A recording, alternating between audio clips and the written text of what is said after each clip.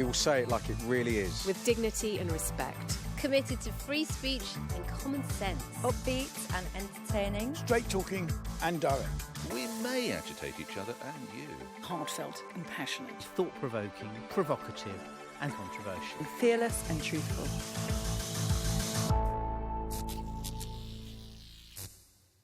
Hello and welcome to The Pledge, the only place for common sense debate in these days of alternative facts. Thousands of people came to Washington to watch the Donald become president of the United States, or millions if you're his press secretary. But one woman who couldn't conceal her true feelings, Michelle Obama. Her face said what we were all thinking. That's just too good. Can we take another look at that?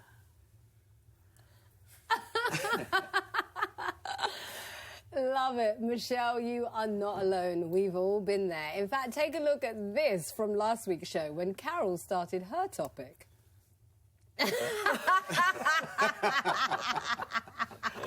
Oh, Nick Ferrari. They say a look is worth 1,000 words, right? Well, on this week's show, James is defending the new man in charge. Good luck with that, James. Carole says it's war on the roads. Graham's telling us he won't pay a penny more. And Nick's arguing the case for shouty teachers. But first, it's me. So, there's a Chinese proverb that says, when sleeping women wake, mountains move. Last weekend, Donald Trump learned precisely that. I was proud to be among the millions of protesters around the world, united to say no to xenophobia, no to racism, no to misogyny, and no to hate. It was dubbed the Women's March, but hundreds of thousands of men and boys also participated in celebrating equality for all. I never thought I'd say this, but maybe, just maybe, some good could come out of Trump's presidency. His dangerous rhetoric has woken up a sleeping liberal giant, far bigger than any populist uprising. I believe that Donald Trump's policies threaten basic civil liberties, freedom and fairness. I also believe that I'm part of a movement, not a moment, and together we will meet the threat of populism. We are, once again, entering an age of righteous protest. So, I say, love Trump's hate, Nick Ferrari. Oh, my God.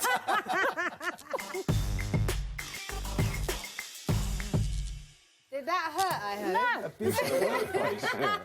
Julie, you're saying love Trump's hate. I saw quite a lot of hate on those marches, especially from our celebrities, from the likes of Madonna and Ashley Judd and all those other actors. Well, I don't think Ashley Judd. She did. She was quoting a poem about incest, supposedly to be talking about. Remember when Trump had said years ago that if his daughter wasn't his daughter, he would fancy her.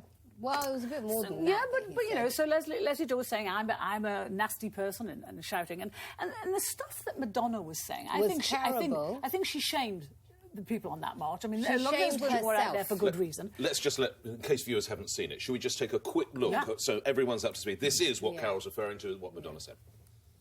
I'm angry. Yes, I am outraged. Yes, I have thought an awful lot about blowing up the White House. Now, I have thought an awful lot about blowing up the White House. Now, this is a woman.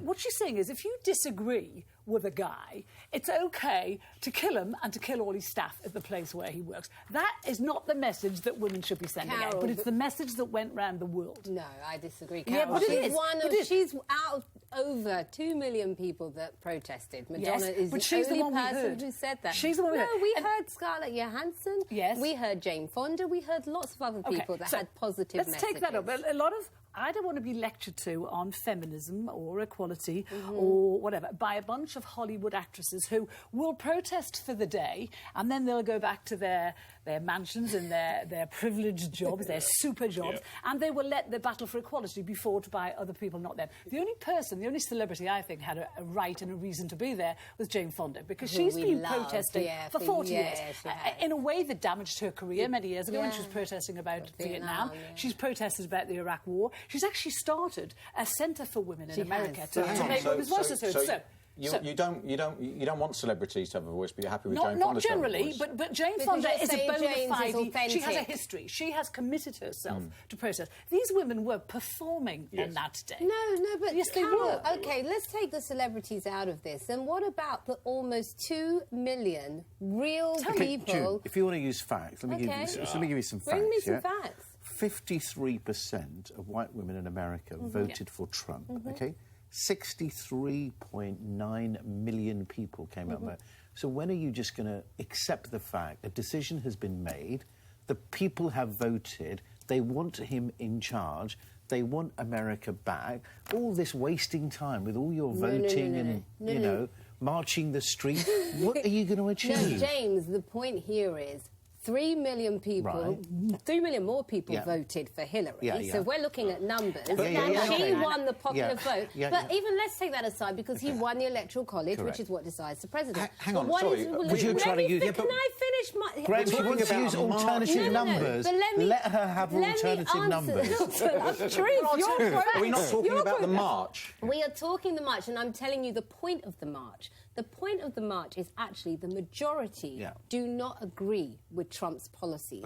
And so this march is to make it very clear that this extreme right-wing agenda, which is not what he campaigned on, is unacceptable. And I think it's very clear that we send a direct message to him that no way, not on our watch. It's really interesting that if anyone looked into Trump's history of employing women, he has a very good history of employing women. The women who... A few? No, not a few. Many, many women in senior executive positions. No, the one you're talking about is when he first started building hotels. I'm talking about lots of York. women he's employed came out during the campaign and said that he paid them more than he paid Guy. One woman was on the march saying herself that he should not be president because she's worked with him. Little interesting factoid. On the campaign trail, Trump paid his women in the campaign more than Hillary paid hers. So what does that say about equality?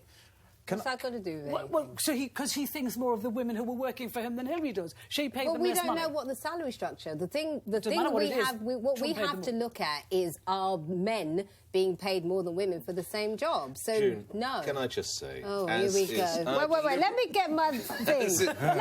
Violence. I'm a beaten pledger. You are. As with many things, as I've come to know you, you're very well-intentioned but totally misguided. Oh, here we go. I will share with you a maxim by which I've lived most of my adult life. If Jane Fonda, Helen Mirren and Madonna are against something, I'm going to be for it. And by and large, that's served me pretty well down the years. What I could not understand, and I looked at a lot of pictures, and indeed I covered this for the radio show, there were so many posters and so many banners on these marches. People complaining about Palestine, abortion, feminism. Probably at the back of the room there was one about period pains. It wasn't really targeted. And to take James' point, I don't know what you think you're going to achieve. You talked about, and you've got to be careful, you've talked about the president being xenophobic, preaching policies of hate. He's a racist. You've got to back some of those up. I'm backing them up. Well, you if can't... you call a whole race of people rapists and murderers, I'm going to call you racist. You will learn that although you've had a nice day and it's all marvellous, why aren't you women complaining about something that is much closer to home? Where are all these celebrities with rallies about FGM? Where are all these celebrities on rallies about the way women are treated in Islamic countries? The problem is, let me just finish, because that won't get you on the nightly news, because that won't get you in the papers, you don't do a thing about how women are treated in Islamic countries. You don't do any protests about FGM, but this is trendy, this is fashionable, this gets Madonna making those loathsome comments on the telly, and that's why you do it case rests. That's absolutely right. Case doesn't rest, because actually you'll find... Sorry, go on. Can I just say, hallelujah? But the fact is, I can't believe the hypocrisy, though. The fact that at one moment you're saying that you're anti-celebrity and anti-people with high profiles stepping up.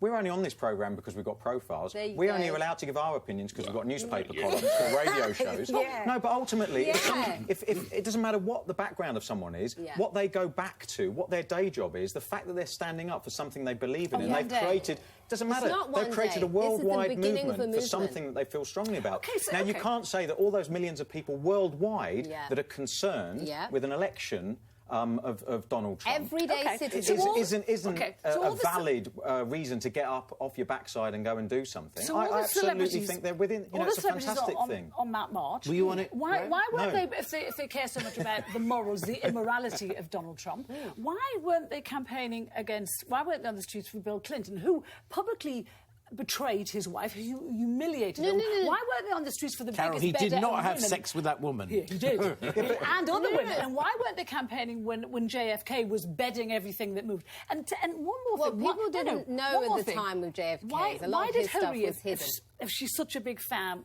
of feminism, why did she stay with a bloke who betrayed her for years and years? And you know why she stayed with him? Are we getting off piece here, I think? You're moving the goalposts, though, because ultimately it doesn't matter. It doesn't matter what's gone on in the past. Marriage. Let me finish. It doesn't matter what's gone on in the past, because otherwise no one would do anything. Because we've all changed our attitudes as we evolve. We change our attitudes. I did things in my 20s that I wouldn't do in my 40s. So you can't say, because nobody did something then, you don't have a right to do it now. I didn't say they didn't have a right. What I said is, I don't want to be lectured by... It was like when Benedict Cumberbatch went on the stage in London when he was playing Hamlet to lecture us all on why we weren't supporting Syria. Can I just pick up on two points? I don't want to be lectured by celebrities. Back to Nick's point about FGM. Actually, you'll find that a lot of celebrities have campaigned about FGM. And then in terms of what you were just saying there, Carole, with regards to Hillary Clinton, at the end of the day, there are many women who've been in marriages where their husband has been unfaithful and have decided to work on that marriage. That's a personal choice. But that's a personal choice. So it's not for you or I to say that just because she's stuck with a man who's cheated on her, that she is somehow unqualified. Can we go back to the march? I'm getting really confused here. We're going to have to march on, I'm afraid. March on. That flew by. Right, well, I live in Surrey. I bet you didn't expect that, Nick.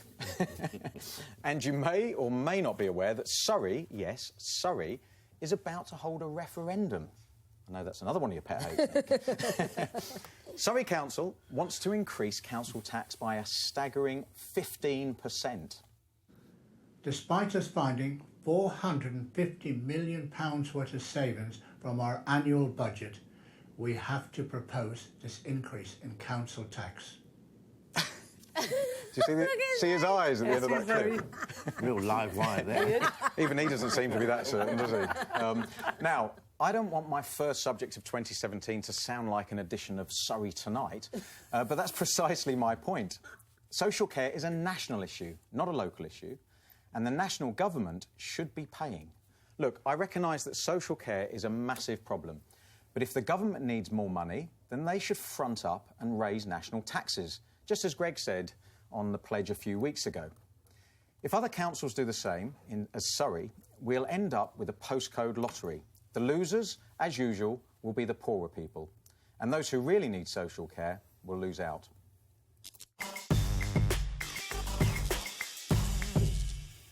Let me just get this straight. You are seeking listeners' sympathy for a former Viewers, it's not your radio who lives in Surrey. Have I actually got that right? Yes, I'm actually and the solution for this former Premier League football player and successful football commentator, and well done, who is now in regular employment, is to put up taxes for everybody, is it? Yes. You are... I really like you, but you are so out of touch, it's quite frightening. Yeah. There are people watching this show that just about managing, who derogatorily refer to as jams.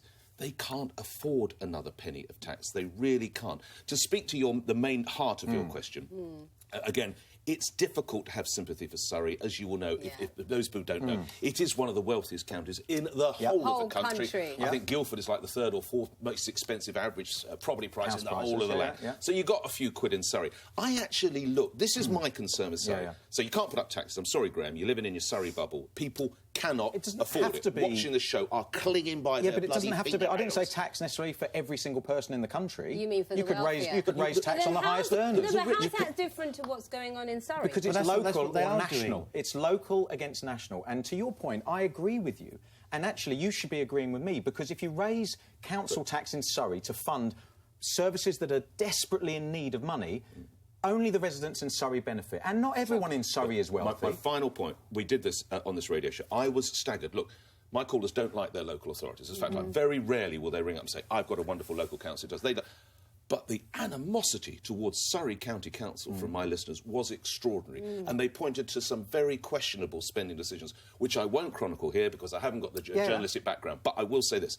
Surrey has the thick end of over £1.5 billion a year pouring into its coffers. Yeah. I think it should be looking carefully at where that money is spent. I agree. I think savings should be made. We're agreeing, Nick. OK. The fact is that if you raise 15%, it's got to go to a referendum, OK? Which will never happen. Well, no one's going to agree to that. History tells us if we look at Liverpool, they tried it. So you then can ask... No, because it's the principle of the fact that even if residents said, yes, we're prepared to pay the 15%, then that sets a precedent for the rest of the country to follow suit. And what is proven as well is that then disproportionately poorer boroughs suffer the most. So the very people that need the money don't get it. So I just think you're whinging. Absolutely not. You are whinging. You know what's going to happen with this referendum? It's going to be a no for the referendum. It's going to be a no anyway, so it's a win. What's going to happen after that? They're going to cut frontline services. And what they're going to say when people die, when fire engines don't turn out to put out fires, they're going to say, it's your fault, people. You voted against this. Exactly. And which is why we have to look at the model. You know, we've had the same model for the National Health Service and for care for 70 years.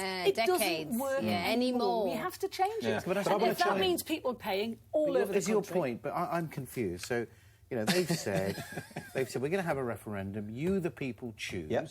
If you feel that you want to participate, you put your hand up and we'll participate. Yeah. And if you don't, we won't. Okay. So in which case, I think what they're doing is correct. Let them propose a referendum. Number one, it may not happen anyway, in which case you've had a whinge, you've got it off your chest, nothing will happen. Assuming you're wrong and people come out and vote and say, you know what, we do live in the richest borough, we do have the money, these are our people in our community, and we don't want to see these people, you know, struggling, and therefore we will pay the money. So you think it's fine then that local government can, if just because the borough and the residents within that borough can afford to pay the 15%? Yeah, I think it's absolutely right, because if I choose to live there, Graham, if I choose to live somewhere, I don't understand how you think, and especially you, because you know you believe. Do you not believe in national? This is a national issue. I do. But so why should then people in Surrey?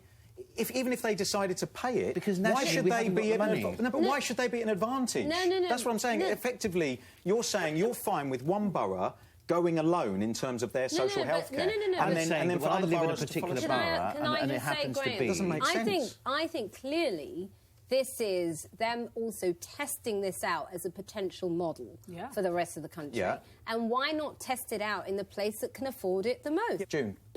People like Nick says that are just above the breadline, £46 is too much money. I know, but Surrey, £1 a week. Listen, Graham, I can... £1 a week. I tell you what, if it helps, Graham, I'll give it to you. No, but this is the point. But I can afford it, so I'm arguing, not for me. What are you moaning for? Because I'm not arguing for me. I'm arguing on the fact that by us in Surrey, even having this conversation covers over the disaster and the crisis that's happening to our social care.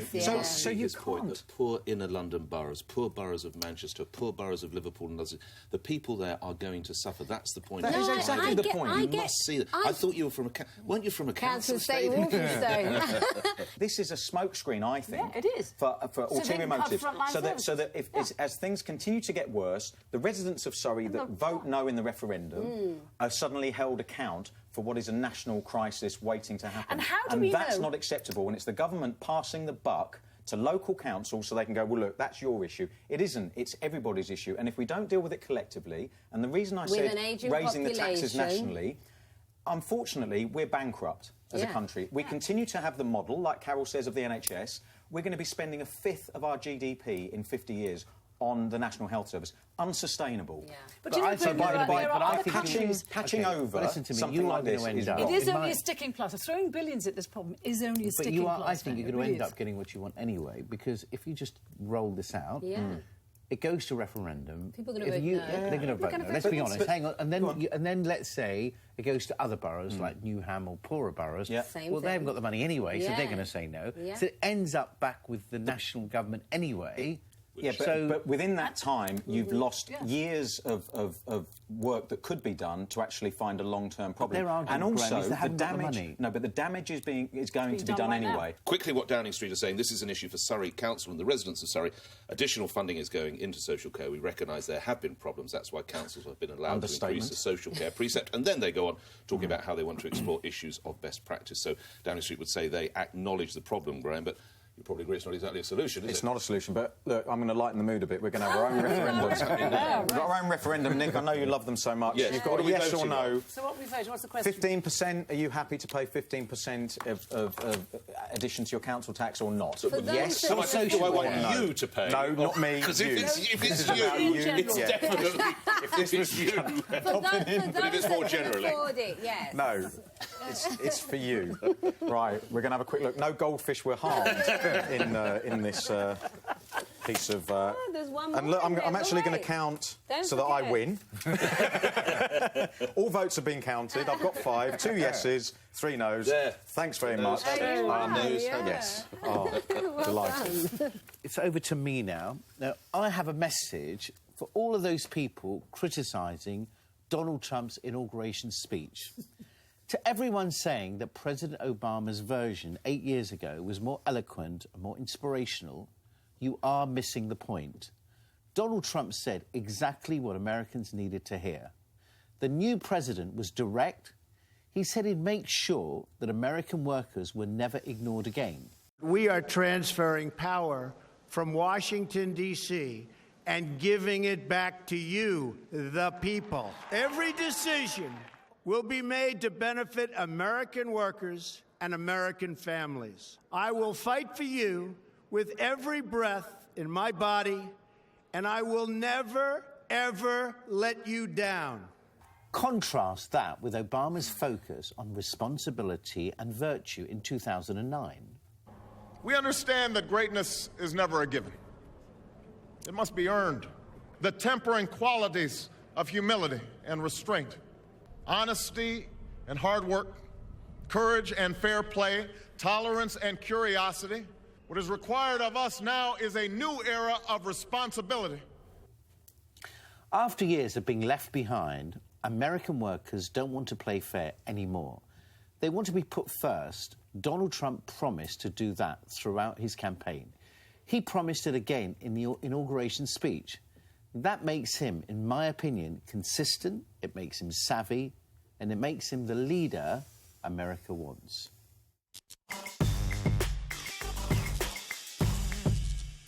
Well, I suppose from my point of view, it's looking at a couple of things in terms of, the inauguration speech is, it's a speech of show and showing what your policies are going to be to an extent, how you see your term and what defines you. And I think that comparing, Trump to Obama, it's an unfair fight, really, because Obama's a great orator and commands, amazing sort of power when he speaks. He's incredible. Whereas Trump, quite frankly, is appalling in terms of a public speaker, with all of his little sort of hand gestures and it winds people up, I think. That doesn't interest me, really, because that's, the personalities are one thing, the policies are something totally different. And that part of Trump's rhetoric really does concern me, because ultimately it gives me a sense that everything that America has worked for since it sort of began, really, has been about, embracing difference, bringing people in to make America a better place. And I just worry that now we've turned that corner away from that, and ultimately we're going to be left with an America that is much more inward-looking, which is, of course, may well benefit people in the short term. But I just look at him and I listen to him and I think he's living in a parallel universe. But he's not. He's not. He's living in the universe. The people who voted for him, when in that speech, yes, it wasn't convoluted and flowery like Obama's was, but he was talking to the people who voted for him. He was talking about rusted out factories scattered like tombstones. He was talking about single mums. He was talking about poverty. He was talking about devastated families. He talked to the people that Obama had forgotten, who had left behind, and he was inviting them back into the fold. And what he was saying is, you're the most important thing to me now. I don't care about all the rest of it. I care about you. And on that level, it was a good speech. Not flowery words, not a huge vocabulary. I get that. He's not a great speaker. But what he's done in that speech is consistent with what he promised to do. Look what he's done in the past. Carole, thank you for defending my piece, Carole. But I'm OK with it. James, can I just say, actually, everything he's done is completely inconsistent with what he described in his speech. So well, can I finish? Go. So he's talking about the establishment protected itself, but not for the citizens. But yet his cabinet is the richest cabinet in history. It's richer than even the founding fathers. It's a cabinet full of billionaires. He's billionaires. He's talking. No offence, James. I know you're very rich. Steady. Two options. Exactly. He's talking about the education system, but yet the person he's proposing to be Education Secretary, Betsy DeVos, wants to privatise public education. I mean, she is a very dangerous woman. And then when he's talking about companies sending jobs overseas, that's exactly what he did. Most of his products are made in China. It's like, what? Are you kidding me? Okay, this man he is said, absolutely so the stuff he said he was going to deluded. do, he was going to ban various trade treaties. He's already banned the NAFTA treaty. He's in the process of banning the Trans-Pacific Treaty. But that was already... He's announced the wall is starting. He had nothing to do with that. It was already done. And then also, if we're talking about... Mexico. But the first thing he said he was going to do, which is actually the important thing, was he was going to call out China as a currency manipulator. Hasn't done that yet. Well, he's only been in office a week, to be fair. Well, he's done a lot since he's been in office. Well, he has done a lot, yes. Oh, my God, some scary stuff. Let's get James, because James, this is your proposition. You are Can I confer with Carole? You, without doubt, are the biggest business figure sitting around the five of us right now. This idea, it appeals to me, but you run businesses. If you want to sell American cars, you build the cars in America. If you want to do this, it's quite, as Graeme says, this is quite protectionism, this is quite insular. Can you run a country like that? I'm genuinely asking, can you run a country like that? I think you can. I think the reason why I picked this topic is simply because I know all the controversy around Trump, and I get all of that, but actually I take a step back and I say, you know what? I like the fact that somebody is becoming the leader of that country, and his focus is that country. And his comments resonate with me, because he says, look, we worry about other people's borders, but we don't worry about our own. We worry about other people's jobs. Let me finish. We don't worry about our own. And actually, I'm fed up with countries wasting billions of pounds interfering with other people's issues, other people's problems, when their own issues on their own front door aren't working. So whether it's education, jobs, etc. So to me, it's a breath of fresh air where somebody says, I'm going to put you first. We need to get our house in order before we start wasting money on other people's issues. Can I just add to his whole immigration rhetoric? I mean, again, my issue with Donald Trump... I mean, I have many issues with Donald Trump. He's banning Muslims. I'm a Muslim, right? So I'm saying to you, I get the point, but at the same time, if you get all these people swamping into your country... No, but can I finish, James? My point is, all the stuff that he's talking about, he hasn't actually lived it. Right. So he is not... This is a man who uses the word carnage to describe his own country, a country that's made him a billionaire. Let's not forget that. Then also talking about immigration and people coming here to work illegally, his own wife did that. And let's not forget, this is a man who's pro-immigration. 2 of his wives were immigrants, and so was his mother. So again, he's absolutely delusional. And to me, he's so dangerous. In fact, he's way more dangerous than we thought. What scares me is that he oversimplifies the argument. That's the problem that I have. I think the fact is that, And I say to that, hallelujah, because he's not putting spin on it. He's not giving you some political... facts. He's giving it straight. No, but in itself it is spin because it's oversimplifying the facts. So therefore it's a headline without any substance. Because the reality is, if industry is failing in a country, it's because it's cheaper elsewhere. We live in a global market that's based on cheaper products. That's what people demand. And he's saying, I don't agree with that. If the Americans are prepared to pay way more... But they're going to have to. Well, then they're going to have to. But he's not said that, has he? He's not said that. But he should by default, the reason why you buy from China... because it's cheaper. American wages are higher. American rents are higher. It will be more expensive. But I think fundamentally what will happen is the American people will then decide that if we want to be patriotic and we want to bring jobs back, we're going to have to pay more for it. I think you have and to maybe accept, that's the answer. Graham, we are talking the day after the Dow hit 20,000. So Yeah. the first time in its But who does that benefit? Who does it benefit? It only American industry. No, but Yeah, it benefits the wealthy. That was Obama's groundwork. Go on, that was not Trump. That was Obama's 8 years. That was not Trump. Obama goes down in history as the only US president who failed to deliver a certain amount of growth quarter after quarter. Obama goes down in history as the US president that generated millions of jobs. His figures on economic growth were the worst. No, they were not. Sorry, you can't just say what you don't like... say about... Let's talk about the significance of the Dow. This is a massive vote in America by American business in America. But you cannot attribute that to Trump. He's been there a week. It's higher than it's ever been before because they think he's going to make a difference. For the rich. But ultimately, the inward investment... Move to America now, of course, inward investment is going to have the benefit of giving people confidence in what they're doing. But it's got to be based on reality. And the fact is that how is he going to regenerate all of those areas that have fallen by the wayside for 20, 30, 40 years now? I think it's going to be a massive challenge. Yeah. If he achieves it, well done. Graeme, you are right, absolutely right, it will be a challenge. But they waste trillions of dollars, you know, interfering with everybody else in the world. If they stop wasting their money, interfering with other people's problems, and they spent that trillions of pounds on their own industry, on manufacturing, on jobs, on healthcare, it would be a better country. And that's why they voted for him. OK, compatriot, stop now. Get ready, panel. It's my turn next, and I'll be explaining the highway code, according to Carole.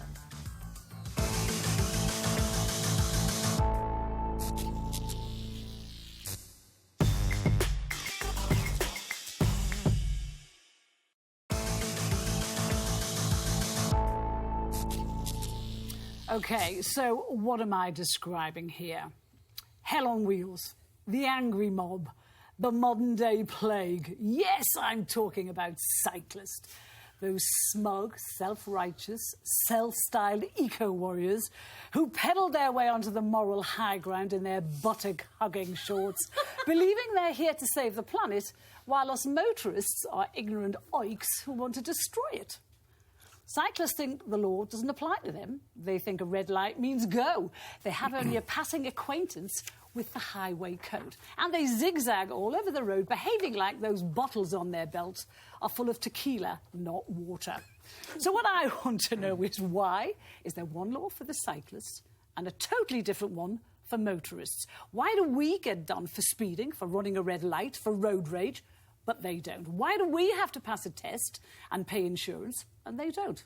Now, in one London borough, they've been given the green light to race along our pavements, putting the lives of kiddies, the elderly and the disabled in danger.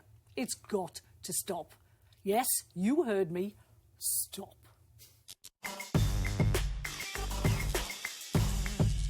So let's just correct you first, Carole. Oh, OK. Let's just correct you first. Go on. So you're saying that there's one rule for cyclists and one rule. So, you know, cyclists also have rules and they have penalties. So when they make a mistake... Very rarely imposed. OK, so let me define you, because I'm the numbers man. OK. So you make a statement that says very rarely imposed. So let me give you some facts, Carole. 53,255 penalties were issued. So... It's not enough. Carole... We're going back to alternative facts again. Okay. You can't just believe what you want to believe. Listen to the facts. So it is imposed. They do get penalised. So they get penalties if they do something wrong. For the last 10 years, you know, the mayor, you know, came out because we have a problem right now. Pollution is a big issue.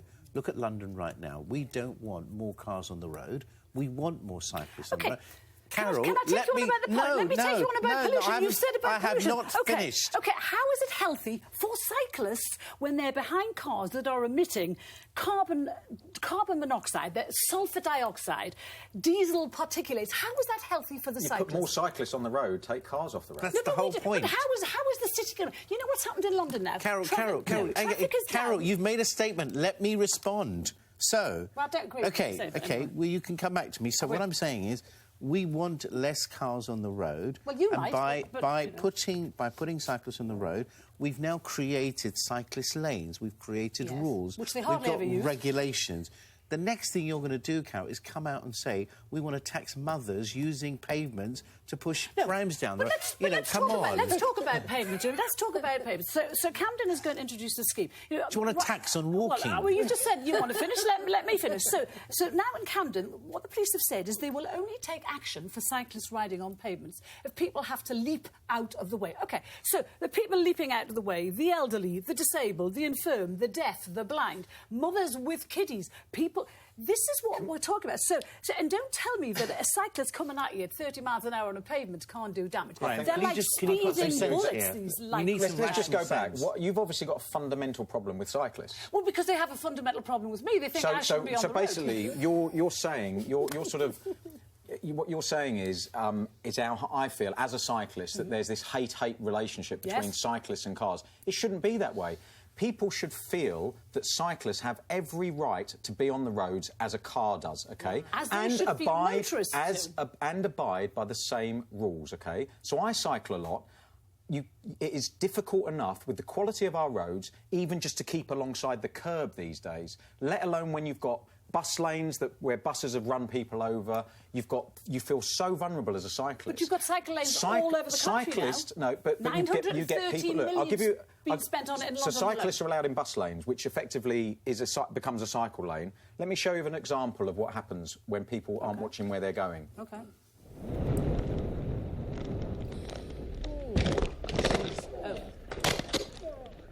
Yes? Right. And that's horrendous. That right. was So I could say, right. but I could say, if you're going to be critical of the cyclist, maybe he was going a bit too fast. OK, now I want to show you something else. Let me show you something then. OK, let me show you something on the other side. Have a watch of this. There's a cyclist going through a red light, good lad, right past a policeman. And he's doing that, for one very good reason, because he knows he's not going to get done. He's been talked to. I'll bet and he was one of the 53,000 people who got that ticket. Let me tell you, I live near Richmond Park. The park is ruined now because have you heard of something called Strava? No. Have you heard of something called Strava? This is the new app, the new cult app that cyclists... Did you say Prada? Strava. Strava. And it's the new cult app, and all the cyclists use. This is a website. What is it? When you do your regular journeys to and from work, you put down where you're going and how long it takes you. So every day cyclists aren't just racing against themselves. Other people go on who are doing the same route, so they're all racing. So in Richmond Park now, cyclists are travelling at 40 miles an hour when the limit is 20. And it's dangerous. And I agree. And they'll get fined. Well, but they won't, James, because you know why? 53,000 did. Let me tell you, when two of them did get fined last year, what they did was all the cycling magazines and the cycling clubs came together and said, oh, hang on, why do Parks Police have the authority to give tickets? And they also tried to say that a bike wasn't a vehicle, so speeding fines didn't apply to them. Just quickly, I know you both need to get in, but just quickly, so you're proposing, what, some sort of tax or some sort of insurance? Yes. Or you're saying, hang on, before you don't need to go into the detail, because ultimately, if you're saying cyclists aren't being policed properly anyway, how are you going to police it if you start making them pay tax and insurance? Because you won't be able to police it. I'll tell you how, one, you've got to have something on a bike that identifies them, because if they do something wrong now, and there's not a copper around... it doesn't work. They did it in Switzerland. They did it in Switzerland for years. Everybody had to have a vignette, a bicycle vignette, on their bike, OK, and they had to stop it. One of the most organised countries in the world. Right. They had to stop it because you couldn't police it. It's impossible. So that means they get away with it. So we're talking about the prosecution. It's got nothing to do with getting away with it. It's the fact that you can't we're all on the roads and it. we see people, we see them going through red lights, we see them breaking the rules. I heard one cyclist the other day saying, I don't like the cycle lanes because it's all just paint slapped on and they're not designed very well. Do you cycle? Hello? No, not really. I'm with Carole. I don't see how... I think you can't be one rule for us as motorists and another rule for cyclists. Well, the rules do apply, as James rightly said. Just a point of clarification, the 53,000 figure we quote is from the Metropolitan Police in London, and without staying too London-centric, because, as you rightly say, I was in Birmingham this week, there are cycle lanes there, there are cycle lanes all over the country. But a brief history lesson, the problem was, Carole, as I'm sure you're aware, it was as many as 16 people were being fatally injured on London streets a year. no mayor, no city hall can just watch that happen. Yeah. And with everything, as with so many things in local and central government, they've gone too far the other way. Yeah. It was wholly wrong that cyclists were being injured at any level, let alone at that level. Of course, actually, the amount of road space they've taken away, again, without staying too London-centric, but Parliament Square, Embankment, viewers will know what is wholly wrong. And this is where it will bite, and I can't say who it is, but a very senior member of the emergency services said to me, we are not going to be able to get a fire truck, an ambulance or a police. There's just no way we can get down there. And if something happens, lives will be lost because we won't be. Now, that is where we have the pressure. You know what the average speed in London is now? It's 7.9 miles an hour. That's slower than a horse-drawn carriage. That's why people ride bikes. They can get to A to B quicker. It's because all the lanes have been taken away. On the embankment, there used to be 4 lanes to travel. So what? It's got nothing to do with the fact that one person in one car, and we're selling cars. It's because cars are trailing at a slow speed. It's got nothing to do with that at all. Do you know when CO2 emissions are at their worst? It's when cars and vans are travelling at 20 miles an hour, and they're travelling at much less than that. Do you think cyclists cause congestion? They're the main reason for congestion. The fact that we've got millions of cars. I don't think you're going to win this argument with Carole. They do. I think it's cycle clips for Carole. Stop talking, class, or should that be, please, panellists, would you kindly stop talking?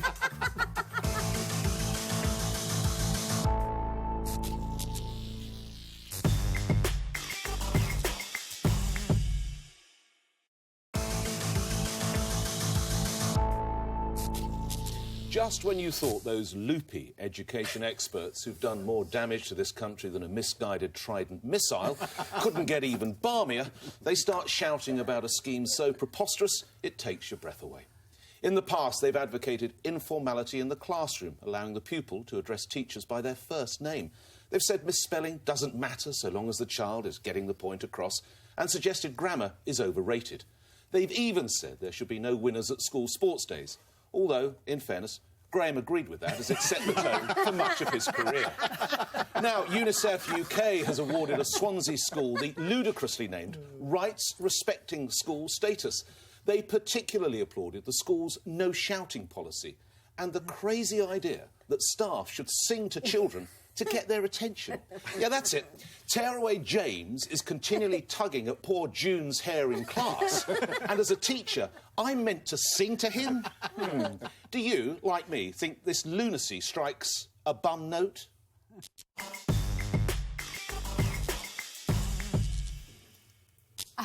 To us. Did you write that yourself? I did write that myself. I did. As I always say, you can take the boy out the sun, you can't. Priceless. Priceless. Don't get used to this, Nick Ferrari. I agree with you. Oh, wow. This is PC gone mad. Yeah. Gone mad.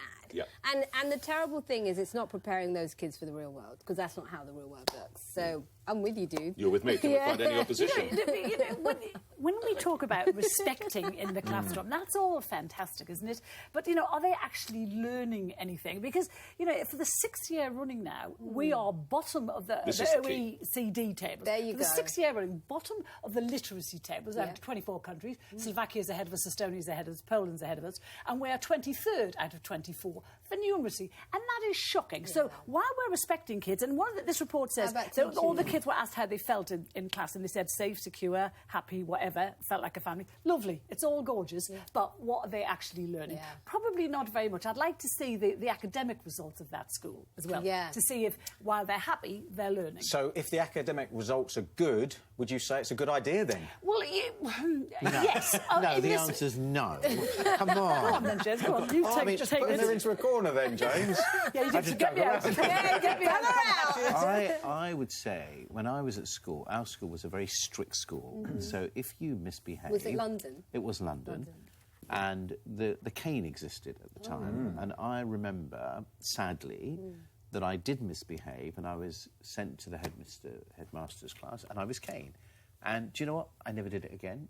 So I'm not saying violence is good, but the point is, having discipline in schools, there's nothing wrong with it. Yeah. It didn't affect me. I did okay. So, to me, to take away that principle of discipline, and having to sing, where is this? James, what did you do that needed caning, and are you still doing it in your adult? I pulled somebody's hair. You're right. We have heard from the school before we take this any further. So the school's head teacher, Mrs. Shenton, said, the Rights Respecting Schools programme has become an integral part of the school's ethos, and it is thanks to the commitment of the whole school staff and community that we can proudly celebrate this award.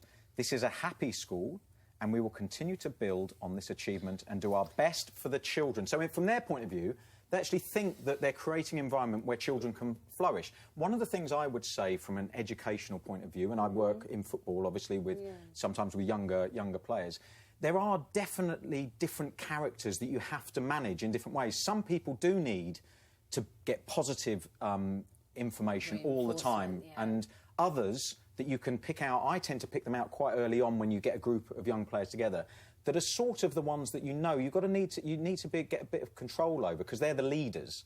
And sometimes that's a carrot, sometimes it's a bit of a stick. And what obviously would happen if you sung to them? Oh, well, they'd leave. So in a way, I try not to raise my voice. Don't try to give them too much information. Yes, but there is a point where actually you go, look, will you just sit down, leave the balls, and you just have to wrestle control a bit like this show, really. I've raised my voice a few times. About kids' rights over what they're learning. The thing is, kids have got to be prepared for the outside world, and I don't think they are. Oh, Carole, they're not being prepared. We tell them exam results don't matter. We tell them competition doesn't matter. It really does matter. And they're going to find that out. So we have to prepare them. This is the balance we have to strike, because you look at a country such as Singapore, where they are storming up the league tables, but the incidence of children with mental health is some of the highest in the region because the kids are so pressured. So how do we balance? Of course, let's stress, and I'm delighted to hear from the school, and of course we want children to be happy in school. I don't want them unhappy.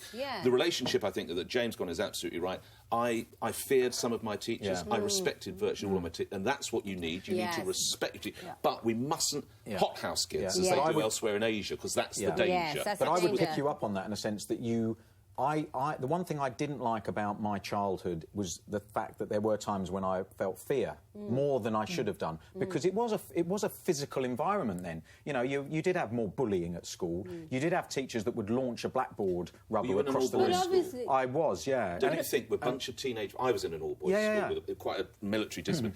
You had to have that discipline, otherwise the kids would own the class. But you don't need that level of extreme discipline. So fear I don't agree with, but respect, absolutely. 100%. And there's ways of doing that. And sometimes, of course, as a teacher, as an adult, you do lose your temper a bit, and you do have to raise your voice occasionally when you've got a group. But respect is good if it goes along with academia, if it means that you're going to... Absolutely, and that's why I asked you the question. Let's see how they do. I don't think it's a bad thing that they're doing it. Let's see how it goes. Are you applauding singing to kids that are being naughty? It's a social experiment, OK? If they want to try it, it had to be Graeme Le Saux. It had to be one. If they want to try it, that's fine. I don't agree with it. I wouldn't sign up to it. Can I say, nobody is going to sing to you in the workplace, so let's not be doing that to children. Well, maybe on this show, Nick. But do you think that it's right that people... the singing is obviously going way off, but do you think you would see it as commonplace in the workplace that people shout at each other? Sometimes you'll get shouted at. And that there's that sort of more aggressive way of controlling the group. I would say people don't necessarily shout. I would say I don't think people necessarily shout in the workplace, but what you have to understand is there's a difference just in the development of the brain of children than to adults. So kids are rowdy. Kids are rowdy, and sometimes you need to shout to keep them under control. Well, I didn't play for him. He did shout at me, but he was always saying "well done" because I tended to play well for Manchester United when I was playing for Chelsea. Obviously, as you said in the intro, I've come from a very competitive, aggressive bullying culture of sport, and it had to be that way. It absolutely did, but it's not. That isn't normal either. No, let me 100% intriguing. Two managers, one who's really of the mind, and you've had a stinking first half, right? And all the lads come running in, and you really have all of you play badly. Are you worried of the guy who's really quite cerebral and is just going to drill down, or are you worried of Ferguson, apparently, where the paint is literally falling off the wall? It's a brilliant question, because it's changed. Managing players has changed. You can't give them the hairdryer now. Can you not? You cannot. It's a different way of managing people. Wenger, he's not somebody who goes around throwing teacups. It's more, in some ways, more sophisticated, because you're dealing with you're dealing with pressure situations, and quite often the way we've realised how to deal with those situations is to take the pressure out of the situation. So it worked for Ferguson. Mourinho has that quality where he's very dominant, and he can go grumpy, for someone, and he can really, just with his eyes. Don't look at me. That's what Wenger does as well, isn't it? He instills terror in me. I'm just watching from the sideline. It's respect. So Wenger is the singing football manager, the equivalent of... Really? Well, because he doesn't engage with aggression. I know he pushed somebody the other day. He'll get punished for that. But that's not in his nature. It's uncharacteristic. But what you said before, I thought was interesting about kids, different kinds of kids. You know, maybe the kids in Swansea are different. Maybe they put something in the water there. But I know that this was applied to kids in Newcastle, where I come from. I mean, Walthamstow. People would just not going to work because the councillors say it wouldn't work. No, well, it's all about balance and respect. Okay. So we will see what happens in Wales. So anyway, it started as post-truth. Now it's the alternative facts. What's next? Untrue truths? Well, it's my honour to announce the fact, and it is a fact, that the winner of this week's Straight Talker Award is Ricky Gervais for this tweet. I love this tweet. Ignorance is the enemy. When enough people value their own opinions and beliefs over hard evidence and facts, we're all have a nice day. That's him saying that, not me. Are we off here now? I mean, he even managed to be polite at the end of it. So I guess sometimes it takes a comedian to make a serious point. I don't know if he's talking about us there, with the chaos and reality and the swear words, but Nick... Talking about Nick. That's a good choice? Yeah, good choice, of course. He has some very powerful... It's interesting, actually, you say that, because if you look back, it's often... I don't know what it is, whether it's they work with very tight word count or something, comics sometimes make the most devastating tweets and some of the most succinct points in that number of characters they're limited to. So, good nomination you get. Yeah, get my support. I think he... don't ever underestimate the intelligence of a comedian. Yes. Some of them are actually some of the smartest people I've ever met. And I think he got it spot on. Well, that's it from us. Get in touch on Twitter and Facebook to tell us the ways that I'm right and Nick's wrong. The pledge is back next week. Don't hit me with that, Nick. Who knows what the Donald will have been up to by then? Goodbye.